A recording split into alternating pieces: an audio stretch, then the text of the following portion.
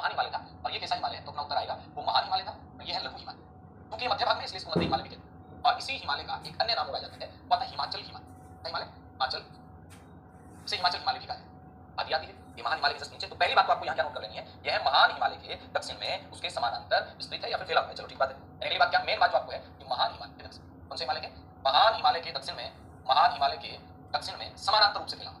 महान हिमालय के दक्षिण में, महान हिमालय के दक्षिण में विस्तृत है वो कौन सा है? लघु हिमालय। महान हिमालय के दक्षिण में जस्ट दक्षिण में ये। इसके बाद में बात आती है अपनी कि और क्या प्रश्न बनेगा, तो जरूर करें। ये हिमालय अगर इसकी एवरेज हाइट की बात करते हैं, ये तो आपको पता है कि जब उसकी एवरेज हाइट है वो 6000 से लेकर और 6100 मीटर तक है, तो इसकी एवरेज हाइट वो कहीं ना कहीं कम होगी।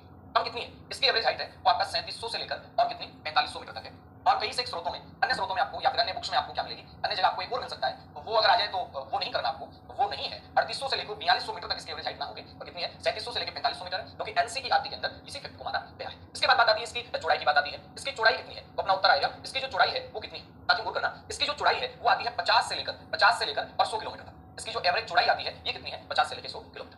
अपन ने महान हिमालय में एक बात पढ़ी कि वो हिमालय है वो किससे बना हुआ है? वो आर्कियन क्रम की सेलों से बना हुआ है। ये किससे बनेगा? ये संपीड़ित और रूपांतरित सेलों से बना हुआ है। साथ के अंदर इसमें अवसादी सेलों की प्रधानता है। यानी अपन इसमें लिख सकते हैं कि यह संपीड़ित व आपका रूपांतरित सेलों से बना हुआ है। तो आप क्या लिखेंगे? यह संपीड़ित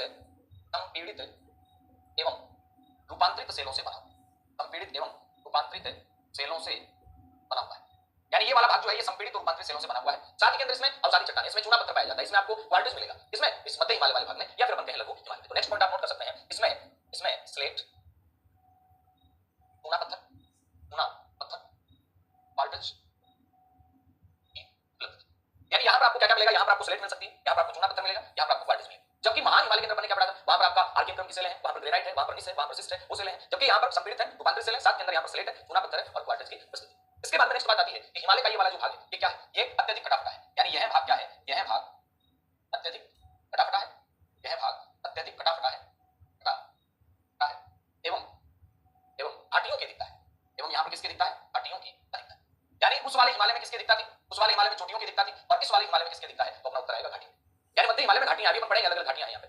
फिर नेक्स्ट बात आती है कि मध्य जो हिमालय है ये हिमालय विवर्तन की दृष्टि से शांत बिल्कुल। यानी अपन नेक्स्ट बात लिख सकते हैं विवर्तन की दृष्टि से, विवर्तन की दृष्टि से, विवर्तन की दृष्टि से शांत एवं निष्प्रभावी क्षेत्र, शांत एवं निष्प्रभावी क्षेत्र ये कहा जा सकता है।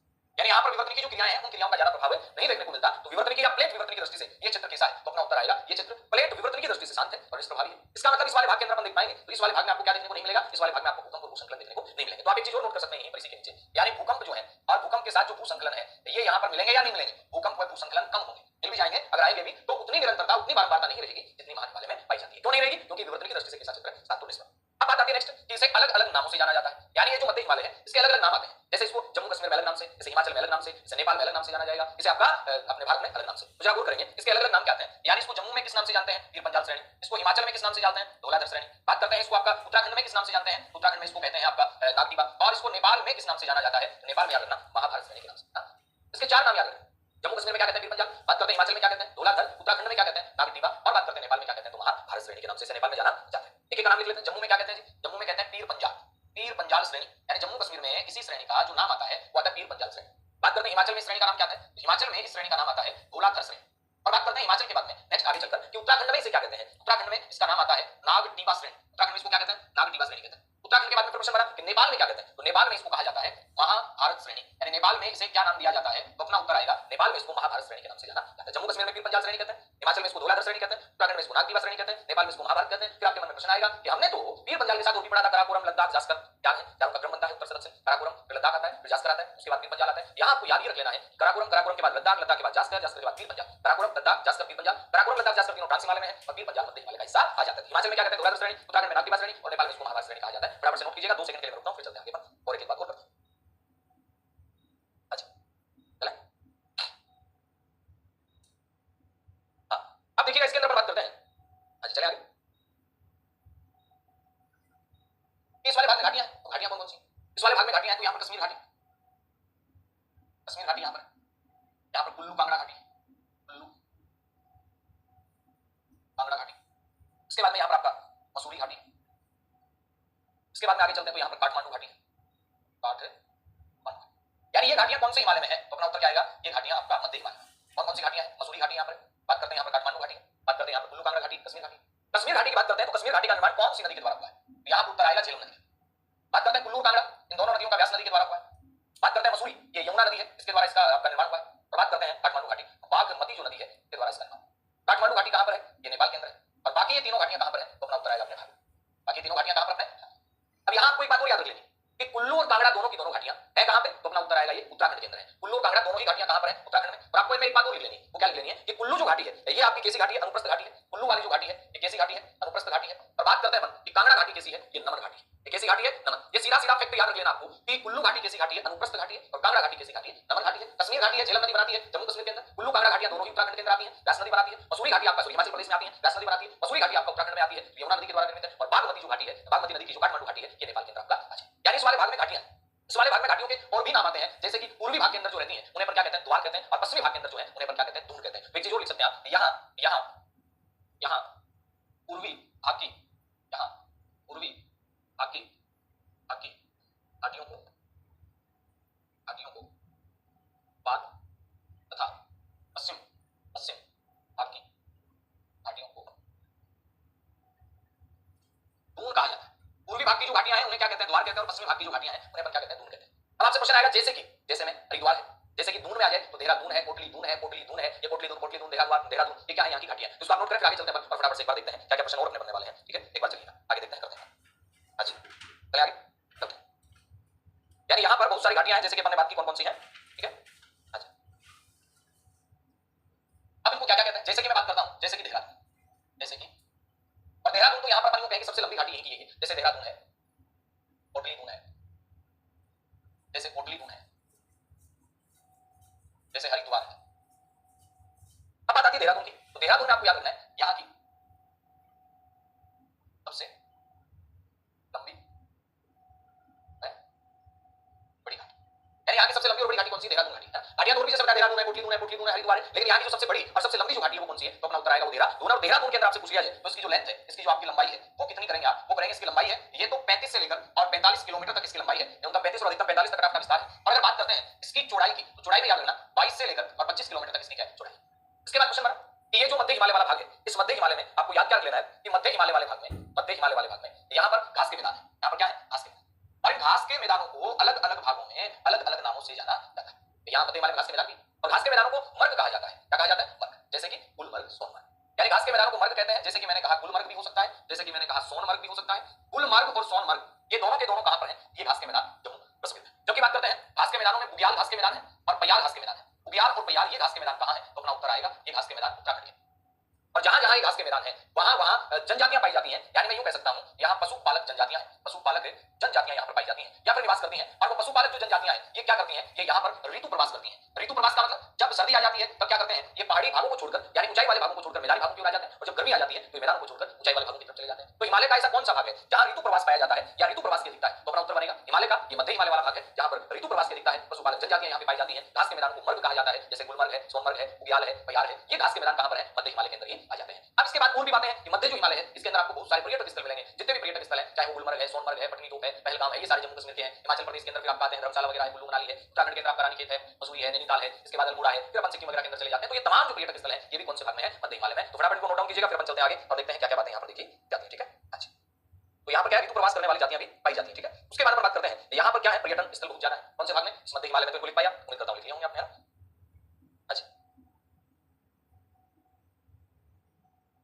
चलिए आगे। अब बात करते हैं यहाँ के पर्यटन स्थल।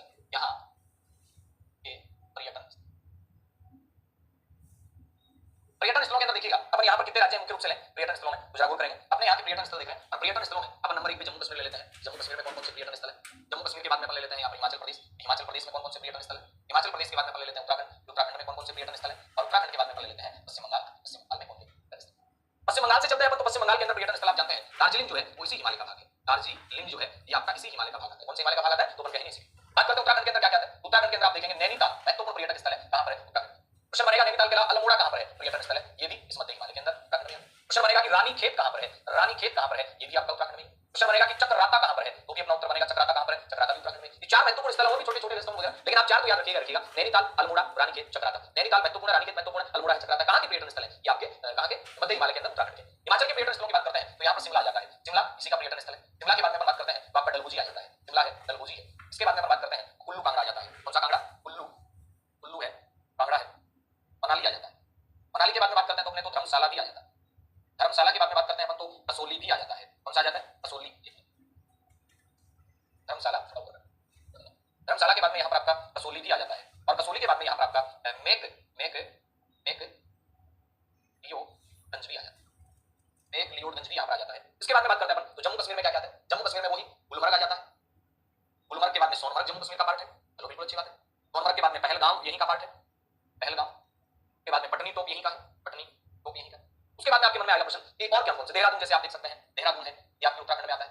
इस प्रकार लेंस डाउन आपका आ जाता है, तो भी कहां पर है? लेंस डाउन भी आपका कहां पर है? उत्तराखंड। करना, यानी पर्यटक जो स्थल है वो कौन कौन से हैं? मध्य हिमालय के जो पर्यटक स्थल है, इन पर्यटक स्थलों में गुलमर्ग आ जाता है, सोनमर्ग आ जाता है, पहलगाम आ जाता है, पटनी टॉप आ जाता है, शिमला है, डलहौजी है, कुल्लू मनाली है, कांगड़ा है, धर्मशाला है, ये सारे के सारे स्थल कहां के आ जाते हैं? तो अपन कहेंगे मध्य हिमालय के आ जाते हैं। इसके बाद हमने बात की उत्तराखंड के अंदर कौन से हैं? नैनीताल है, अल्मोड़ा है, रानीखेत है, चक्राता है, देहरादून जानते हैं, लेसडाउन है, दार्जिलिंग कहां के आ जाता है? पश्चिम बंगाल में। इनको आप नोट कीजिएगा, फिर आगे चलते हैं और इससे संबंधित एक आधी बातें और हैं वो अपन करते हैं, और बाद में अपन नेक्स्ट जो हिमालय का पार्ट है उसकी तरफ बढ़ते हैं। ठीक है, मसूरी रह जाएगा, मसूरी भी उत्तराखंड का ही है, मसूरी भी कहां का है? उत्तराखंड का ही। ठीक है, मसूरी लिखिएगा फटाफट, देखते हैं, शाबाश। चलें फिर आगे।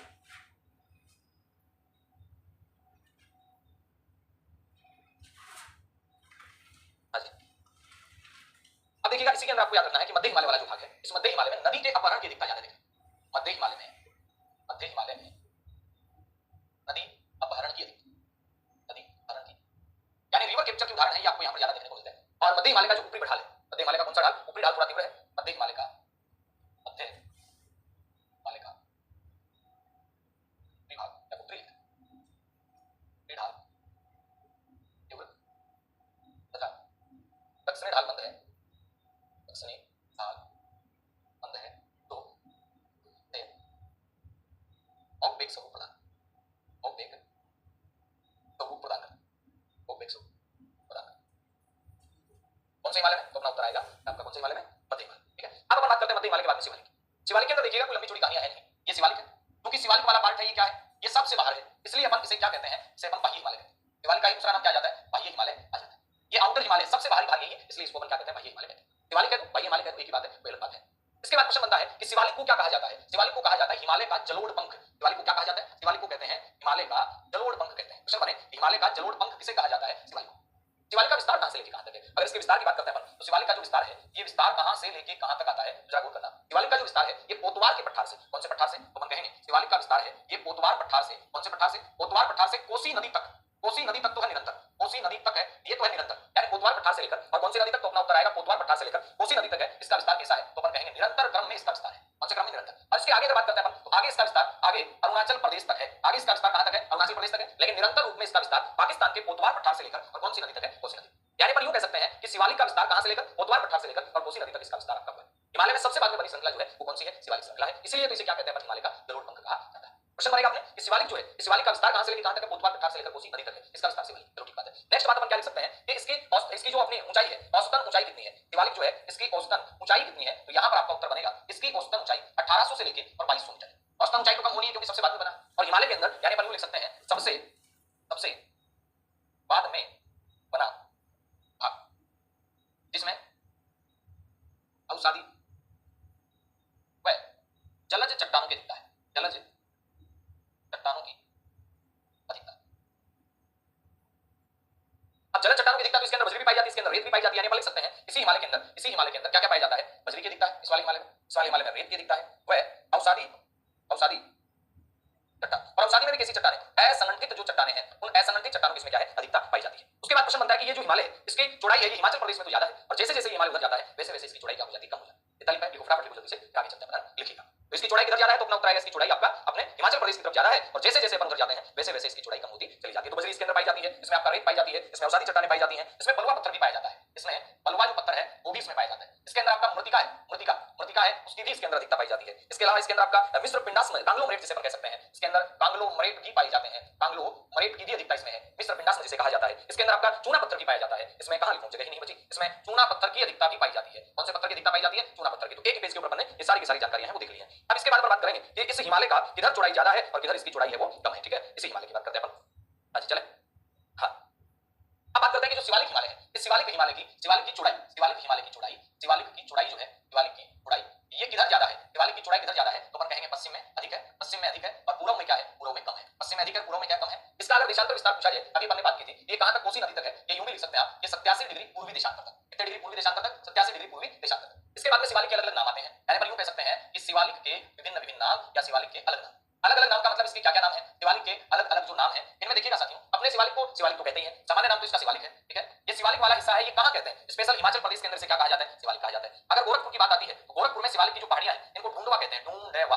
बात करते हैं नेपाल में, नेपाल में से क्या कहा जाता है, तो नेपाल के अंदर से कहा जाता है क्या, तो अपन कहेंगे नेपाल में से चूरिया मुरिया कहा जाता है। नेपाल में से क्या कहते हैं, चूरिया मुरिया, इसे नेपाल के अंदर कहा जाता है। बात करते हैं कि शिवालिक के साथ वो क्या कहते हैं, इसको शिवालिक के साथ हिमाचल प्रदेश में इसे 16 सिंगी रेंज भी कहा जाता है। 16 सिंगी रेंज, 16 सिंगी रेंज किसे कहा जाता है, तो अपना उत्तर बनेगा 16 सिंगी रेंज के नाम से शिवालिक को ही जाना जाता है। शिवालिक को शिवालिक कहते हैं, शिवालिक को 16 सिंगी रेंज कहते हैं, शिवालिक को ढूंढवा कहते हैं, शिवालिक को चूरिया मुरिया कहते हैं, शिवालिक को जम्मू पहाड़ियां कहा जाता है, शिवालिक को जम्मू पहाड़ियां भी कहा जाता है। और शिवालिक के अन्य जो नाम आते हैं वो है, तो शिवालिक के नाम क्या क्या है, शिवालिक को नेपाल में स्पेशल याद रखना, चूरिया मुरिया कहते हैं, शिवालिक को 16 सिंगी रेंज कहा जाता है, शिवालिक को ढूंढवा कहते हैं, शिवालिक शिवालिक है, ये फटाफट नोट कीजिए और फिर अपन चलते हैं आगे और भी करते हैं बातें। शिवालिक को क्या कहते हैं, ढूंढवा कहते हैं, शिवालिक को अपने चूरिया मुरिया कहते हैं, 16 सिंगी रेंज कहा जाता है, शिवालिक है जम्मू की पहाड़ियां हैं यहाँ पे। शिवालिक में वन विहीन क्षेत्र है, शिवालिक में वन विहीन क्षेत्र है, इन्हें क्या कहा जाता है, याद रखना, शिवालिक के अंदर जो वन विहीन क्षेत्र है इन्हें चोस कहा जाता है। शिवालिक में वन विहीन क्षेत्रों को क्या कहा जाता है, चोस कहा जाता है। ये अपनी बातें थी किसकी, शिवालिक की। शिवालिक के बाद और भी हम बातें करेंगे, पूर्वांचल हिमालय है, फिर हिमालय का जो प्रादेशिक वर्गीकरण सिडनी बुलार्ड महोदय ने किया है, इन तमाम चीजों की चर्चा अपन नेक्स्ट क्लास में करते हैं। तब तक के लिए विदा।